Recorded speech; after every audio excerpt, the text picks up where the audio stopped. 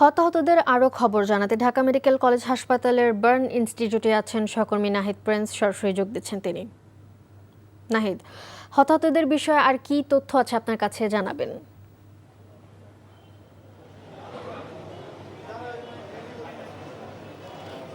হতাহতদের বিষয়ে যে সর্বশেষ তথ্যগুলো আমরা জানিয়েছি সেটি হলো যে ২৭টি মরদেহ ইতিমধ্যে রয়েছে বিভিন্ন হাসপাতালে। তার মধ্যে ২০টি লাশ ইতিমধ্যে পরিবারের কাছে হস্তান্তর করা হয়েছে। ৫ জন আইসিইউতে আছে যাদের অবস্থা খুবই আশঙ্কাজনক। ৬টি লাশ তারা এখনও হস্তান্তর করতে পারেনি, কারণ তাদের চেহারা বা তাদের শরীর এমনভাবে ঝলসে গেছে যে তাদেরকে এখনও হস্তান্তর করা যায়নি। ডিএনএ টেস্টের মাধ্যমে সেই লাশ পরিবারের কাছে হস্তান্তর করতে হবে বলে তারা জানিয়েছে। এছাড়া যদি বলি যে সকালে স্বজনরা কিন্তু এই হাসপাতালে এসেছেন। বিভিন্ন স্বজন তারা বলছিলেন যে তাদের পরিবারের সেই সন্তানকে এখনও খুঁজে পাচ্ছেন না। বিভিন্ন হাসপাতাল ঘুরে অবশেষে তারা এই জাতীয় বার্ন ইনস্টিটিউটে এসেছেন। সকালে রাইসা নামের এক শিক্ষার্থী, ৩য় শ্রেণীর শিক্ষার্থী, তার চাচা এবং বাবা এই হাসপাতালে ঘুরে গেছেন, তার সন্তানকে খুঁজে পাচ্ছে না। তো এভাবে কিন্তু ধাপে ধাপে স্বজনরা আসছেন এবং সেই রাত থেকেই যদি বলি যে সেই অ্যাম্বুলেন্সে করে বিভিন্ন হাসপাতাল থেকে এই জাতীয় বার্ন ইনস্টিটিউটে হাসপাতালে সেই চিকিৎসার জন্য আনা হয়েছে বিভিন্ন ক্ষতবিক্ষত শরীর। যদি বলি তো ধাপে ধাপে কিন্তু তারা কথা বলছেন যে কিভাবে আরও উন্নত চিকিৎসার জন্য তাদেরকে আরও যে প্রক্রিয়া রয়েছে সেগুলো সম্পন্ন করা যায়, কিভাবে হাসপাতালের আরও যে প্রক্রিয়া রয়েছে সেগুলো বাড়ানো যায়। তো চিকিৎসার জন্যই তারা বলছিলেন যে উন্নত চিকিৎসার জন্য যে ব্যবস্থা সেগুলোই নেওয়া হচ্ছে। পরিবার যদি এখানে আসে, এছাড়া লাশ হস্তান্তরের যে বিষয়টি সেটি কিন্তু এখনও চলমান রয়েছে। তো এই ছিল আমার কাছে জাতীয় বার্ন ইনস্টিটিউট থেকে সর্বশেষ। মালিহা। ঢাকা মেডিকেল কলেজ হাসপাতালের বার্ন ইনস্টিটিউট থেকে জানছিলাম মাইলস্টোন স্কুলের দুর্ঘটনায় হতাহতদের খবর। বান্ডেল থাকলে প্রতি সেনমানিতে টাকা বাঁচবে। বিকাশ সেনমানি বান্ডেল কিনে জিতুন প্রতি লেনদেনে। উত্তর আধুনিক হাসপাতাল থেকে যোগ দিচ্ছেন সহকর্মী নাজিবুর রহমান। নাজিব, দগ্ধদের সর্বশেষ অবস্থা কি দেখতে পাচ্ছেন, আর নতুন কোনো তথ্য আছে কিনা আপনার কাছে জানাবেন?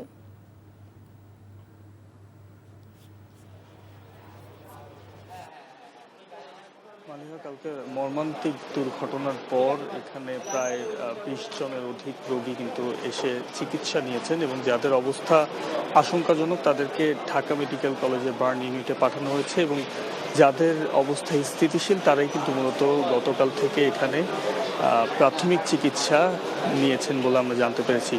সর্বশেষ তথ্য অনুযায়ী এখন পর্যন্ত ২ থেকে ৩ জন রোগী এই হাসপাতালে রয়েছে বলে জানিয়েছেন হাসপাতাল কর্তৃপক্ষ, যেটি সংখ্যা গতকাল রাতে ছিল প্রায় ১৬ জনের মতো এবং ২ জন রোগী এখানে মৃত্যুবরণ করেছেন এমনটিও জানিয়েছেন হাসপাতাল কর্তৃপক্ষ। এখনও পর্যন্ত যাদের অবস্থা স্থিতিশীল তাদের মধ্যে মাত্র ২ থেকে ৩ জন রোগী এখন পর্যন্ত আছেন এবং বেশিরভাগ রোগী গতকাল রাতে হাসপাতাল থেকে ছাড়পত্র নিয়ে বাসায় পৌঁছেছেন এবং যাদের অবস্থা কিছুটা আশঙ্কাজনক তাদেরকে ঢাকা মেডিকেল কলেজ বার্ন ইউনিটে পাঠানো হয়েছে বলে জানিয়েছেন এখানকার কর্তব্যরত চিকিৎসকরা। এবং যারাই এখানে এখনও পর্যন্ত আছেন তাদের অবস্থা কিছুটা উন্নতির দিকে এমনটি বলছেন এবং পুড়ে যাওয়া রোগী ছাড়াও যারা আঘাত পেয়েছেন, আঘাতপ্রাপ্ত হয়েছেন কিংবা পড়ে গিয়ে কিছুটা জখম হয়েছেন তারা এই হাসপাতালে এসেছিলেন এবং এসে এখানে তাদের প্রাথমিক চিকিৎসাটি সেরেছেন।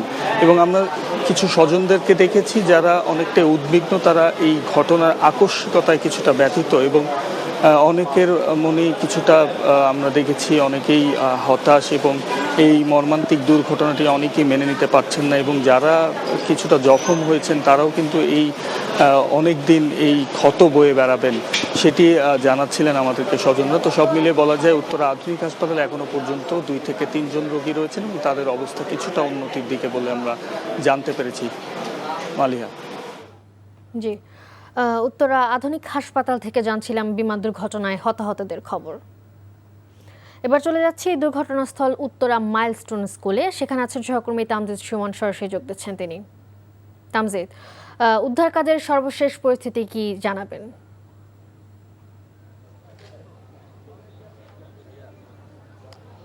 মালিহা, উদ্ধার কাজের সর্বশেষ পরিস্থিতি আসলে উদ্ধার কাজ তো গতকালকেই মোটামুটি আহত নিহত অর্থাৎ হতাহতদের উদ্ধার কাজ গতকালকেই মোটামুটি শেষ করা হয়েছে। আজকে আমরা স্পটে এসেছি এবং এখানে এসে দেখতে পাচ্ছি যে এই যে মাইলস্টোন স্কুলের যে শ্রেণীকক্ষ, অর্থাৎ এটা হচ্ছে একাডেমিক ভবন ছিল, সেই শ্রেণীকক্ষের যে বিধ্বস্তের যে চিত্র সেটি কিন্তু আমাদের চোখের সামনে একদম। কারণ দেখেন যে এই যে শ্রেণীকক্ষের নিচতলায় যেই প্রশিক্ষণ বিমান, সেই বিমানটি এসে বিধ্বস্ত হয়েছে এবং সেই বিধ্বস্ত হয়ে বিমানটি একেবারে শ্রেণীকক্ষের শেষ দেয়াল পর্যন্ত ঠেকে গিয়েছিল। এবং এর প্রভাবে আপনি যদি দেখেন আগুনের লেলিহান শিখায় যে বাচ্চা ছেলেমেয়েরা জীবন দিতে হয়েছে এবং দুর্ঘটনা ঘটেছে। আমি যদি এখনও দেখি যে যেই বিষয়গুলো নির্মমতার ছাপ, এখানে আমি দেখতে পাচ্ছি যে আসমাউল হুসাইন একটি নাম আমরা দেখতে পাচ্ছি, ক্লাস 3 শিক্ষার্থী সে ছিলেন। তার বই কিন্তু এখনও এই গ্রিলে ঝুলছে, অর্থাৎ এই যে পোড়া চিহ্ন, এই পোড়া চিহ্ন কিন্তু স্বাক্ষর গ্রহণ করছে যে এখানকার নির্মমতার যে ভয়াবহতা সেটি স্বাক্ষর গ্রহণ করছে। আমি এখনও যদি নিচেও কিছু জিনিস এখানে পড়ে থাকতে দেখছি, এখানে বেশ কিছু নাম রয়েছে, নামগুলো অস্পষ্ট পুড়ে যাওয়ার কারণে এখনও আমি দেখতে পাচ্ছি তাহসিনা আক্তার এবং এরকম কিন্তু আরও নাম আছে, মরিয়ম উম্মে আফিয়া। অর্থাৎ এই যে পুড়ে যাওয়া বই এবং এই যে কোমলমতি শিক্ষার্থী, তারা যে এখানে শিক্ষা গ্রহণ করতে এসেছিলেন এবং নিশ্চিতে বাবা মার কাছ থেকে বাড়ি থেকে বেরিয়ে ক্লাস করতে এসেছিলেন। হয়তো কোনো কোনো শিক্ষার্থী স্কুলে আসতেও চাননি, কিন্তু তাদের বাবা মা জোর করে কোনো না কোনো লোভ প্রলোভন দেখিয়েছেন, তুমি স্কুলের ক্লাস শেষ করে আসো, তোমাকে আমি তোমার জন্য এই খাবারটি তৈরি করব। অথবা কোনো পিতামাতা হয়তো বলেছিলেন তুমি স্কুলে যাও, তোমার পড়াশোনা দরকার এবং স্কুল শেষ করে আসো, আমি তোমাকে অমুক রেস্টুরেন্টে নিয়ে যাব। অর্থাৎ সেই পিতামাতাগুলোর কি অবস্থা, যেই পিতামাতাগুলো তার সন্তানকে বলেছিলেন শিক্ষা গ্রহণ করতে, স্কুলে পাঠিয়েছেন জোর করে। কারণ আপনি জানেন ছোট বাচ্চা অনেকেই তো আসতে চায় না। এই যে তাদেরকে পাঠিয়ে দেয়া বাবা মা হয়তো নিজেকে প্রশ্ন করছেন, আহা, তার সন্তানকে যদি না পাঠাতেন তাহলে আজকে হয়তো তার এই অবস্থাটা হতো না। এইখানকার পরিবেশ যদি আমি দেখি, এই মুহূর্তে এখানে বিমান বাহিনীর নিজস্ব কিছু দল আছেন যারা এখানে এসেছেন এবং তারা এখানে তদন্ত করতে এসেছেন, তাদের তদন্ত দল রয়েছে এবং আমরা দেখেছি যে ফরেনসিক বিভাগের কিছু লোকজন এসেছেন, এখানে নমুনা সংগ্রহ করছেন এবং এখানকার পরিস্থিতি বিবেচনা করছেন যে কিভাবে সঠিক তথ্যটি উদ্ঘাটন করা যায়। আমরা কিন্তু শিক্ষার্থী এবং এখানকার যে শিক্ষক রয়েছেন তারা দেখেছি যে নিজেদের উদ্যোগে কোন ক্লাসে কতগুলো ছেলে মেয়ে ছিল এবং কোন ক্লাস থেকে কতগুলো ছেলে মেয়ে বের হতে পেরেছে, এইরকম একটি নিজস্ব উদ্যোগে তারা তালিকা করছেন এবং এটিও আমরা দেখছি যে এখানে সঠিক তালিকা পাওয়ার জন্য শিক্ষার্থীরা এখানে প্রতিবাদ স্বরূপ তারা তাদের কর্মসূচি পালন করবেন কলেজের সামনেই গোল চত্বরে।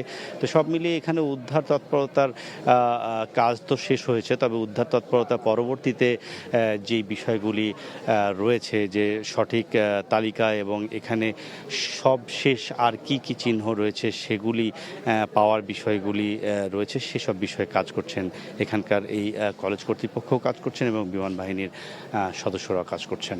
মালিহা। উত্তরা মাইলস্টোন স্কুল থেকে জানছিলাম উদ্ধার কাজের সর্বশেষ খবর। বান্ডেল থাকলে প্রতি সেনমানিতে টাকা বাঁচবে। বিকাশ সেনমানি বান্ডিল কিনে জিতুন প্রতি লেনদেনে।